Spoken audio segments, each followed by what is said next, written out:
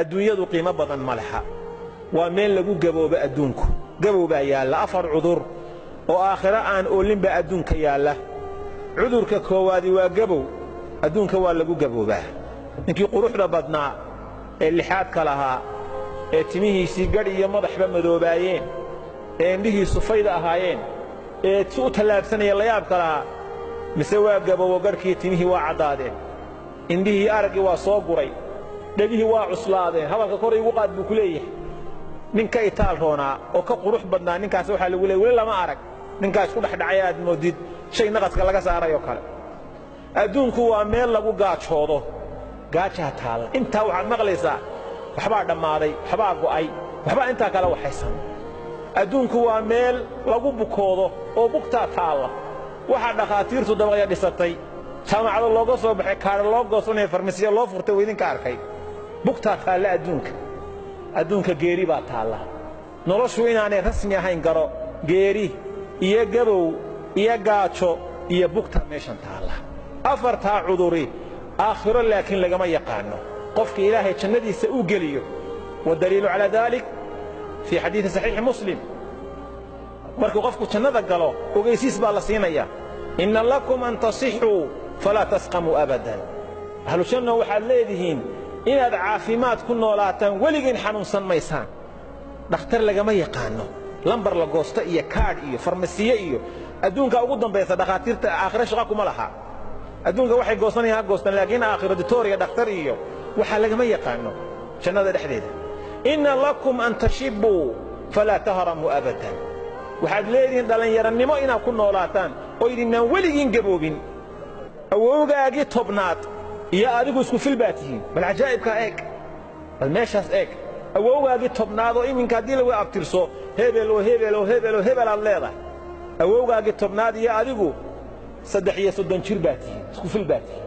awowgaagii tobnaad meeshan aan laisma soo gaadhaynba inna lakum an tancamuu falaa tab'asuu abadan waxaad leedihiin nimco inaad ku noolaataan weligiin dhibaato arki maysaan adduunyadu mar waa guug mar waa dayr mar waa diraac mar waa jiilaal waa iska arkaysaa intaa oo qofku wadaad maanta wax haysato beri wax ma haysatid reer iyo xaas hadduu jiro biyihii waa madheen baa lagu odhanaya waa go'an yihiin raashinkii waa dhammaaday saliiddii waa dhammaatay biilkii waa go'ay maa lahaa min nafaadin risiqa jannada yaalla wax dhammaanayaba maaha way ku aftaqaannaa jannadu markaad istidhaahdo war maanta malaha waxaa kugu wacnaa xogaa tufaaxa inaad cunto laan durdurinaysaaba kuu imanaysa waa tan waa ku aftaqaannaaba iska hurhurun weeye wixii kale adeegahana khiyaar baa laguu sameeyey wayatuufu calayhim wildaanun mukhalladuuna idaa ra'aytahum xasibtahum lu'lu'an mansuura wiilasha meeshaa jooga quruxda haddaad aragto luul saa meesha loogu firdhiyey baad mooddaa baa ilaahay leeyahy subxana wataala aakhiro waa meel aan lagu dhiman geeri ma jirto inna lakum an taxyaw falaa tamuutuu abadan waxaad leedihin inaad noolaataan weligiin ma dhimanaysaan meeshaasaa qofka mu'minka ah ee wax fahmaya halkaasu inuu u shaqaysta la rabaa in qofku fadhiga ka kaco oo habeennadan adduunka aadan ku tiigaalin diintaada gacanta midig aad ku qabsato adduunyadaadana gacanta bidix aad ku qabsato si raganimo leh ilaahay u caabudid adduunyada iyo waxa xumaanta aad iska ilaalisid waxyaabaha macaasida maanta faraha badan ee taalla ee fududaadee jeebka lagu wada sitaayo moobeelladii iyo wax kasta oo adiga arkayo mid weyn iyo mid dhallinyaro ahba jeegadii baa la wada xiirtay tima saa u wada taagan ka'annahaa ru'uusu shayaatiin aad mooddi waxay aan la garanayn baa la wataa ilaahay ogow qofka muslimka ahow mararka qaarkood waa lagu ibtilaynayaa waxyaabihii lagaa xarrimay ee macaasida ahaa ee fitanta ahaa ee xumaa ayaa lagugu soo daynayaa waxaa ilaahay ku eegayaa bal inaad waxan ku daqaqanto oo aad faraha la geshid iyo inaad is-ururiso oo tidhaahdo ilaahay imtixaan buu aniga ila damcay nooc kasta ahow ودل على ذلك إلهي القرآن كوحل يا أيها الذين آمنوا لا تقتلوا الصيد وأنتم حرم وفير ذلك ذاتك مؤمنين توه أقادها الدلنا ما أقاد سنكرتان إذنكو عمره صوحدي أما حج صوحدي ما أقاد سنكرتان هداد بريق مرة يسانسك إلى علي الليل صحابة دي رسولك هو يصوبحين وحال صوب عمره الله صوبحي يبقى وضدي مرة يمسي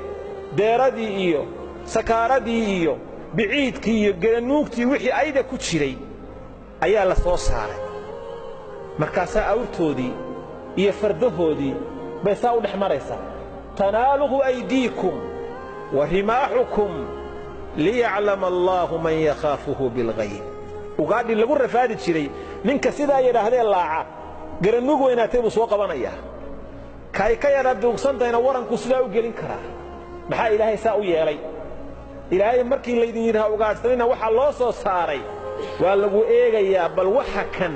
inaad ku daqiiqantiyo in kale ilaahay si uu marka u ogaado qofka rabbi ka cabsanaya allah in ka cabsanno ilaahay dembigeenna ha dhaafo khaatumadana allah inoo hagaajiyo ilaahay islaamnimada iyo iimaanka ha inoo xafido walaala gacaloo mu'miniina allahayna ka yeelo inta bugtana allah inoo shaafiyo intii dhimatay allah u naxariisto waalidiinteena ilaahay naxariista janno ha siiyo qabrigooda allah u waasiciyo ilaahay qabrigooda beer jannaad ha uga dhigo xawdka rasuulka kuwii ka cabba allahayna ka dhigo khaatimada allah inoo hagaajiyo